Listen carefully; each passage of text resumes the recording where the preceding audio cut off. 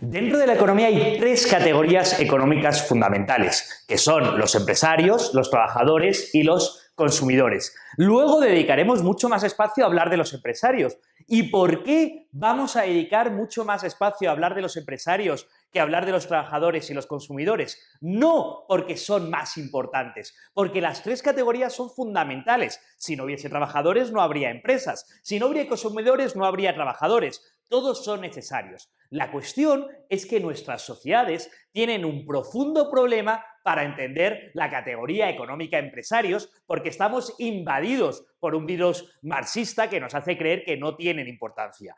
Pero tenemos que entender también quiénes son los trabajadores y los consumidores. Ahora bien, es mucho más sencillo de entender porque trabajadores y consumidores es lo más habitual en nuestras sociedades. Y aunque en las facultades de administración de empresas tienen asignaturas enteras dedicadas a teoría del consumidor, para esta parte de introducción a la economía nos sobra con saber lo más importante de los consumidores. Todos hemos sido consumidores a lo largo del día de hoy. El consumidor es aquella persona que, evaluando los fines que desea obtener, hace un análisis de las distintas opciones de los medios que se le ofrecen y decide comprar o no comprar el producto en ese momento. ¿Y por qué lo decide comprar o no comprar? Porque hace un cálculo mental en ese momento que dice valoro más lo que recibo o valoro más lo que doy.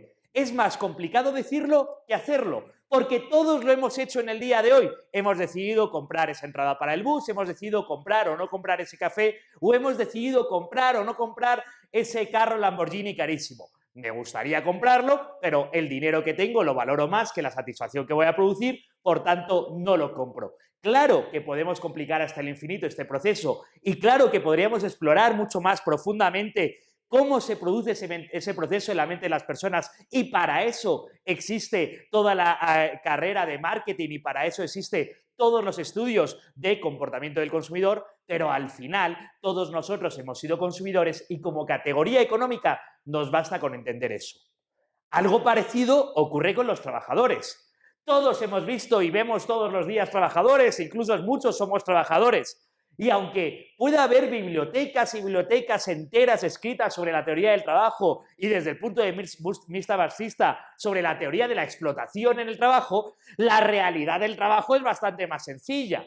Los empleados decidimos alquilar, no vender, alquilar nuestras horas, nuestra fuerza de trabajo para ser parte del proceso productivo, encajar dentro del proceso productivo de la empresa y a cambio de alquilar nuestras horas de trabajo recibimos una remuneración, recibimos un precio que se le llama salario. Normalmente los contratos de trabajo se hacen en la clase media a día de hoy en torno a meses, pero se pueden hacer por días, por semanas o por obra o servicio. ¿Qué hay que entender del trabajador? Que se circunscribe a un contrato normalmente escrito, pero también verbal. Un contrato por el cual lo que yo vendo, lo que yo alquilo, son mis horas de trabajo, mi esfuerzo, y a cambio me someto a las órdenes razonables de la empresa para lograr su objetivo productivo, que es alcanzar lo que se desea.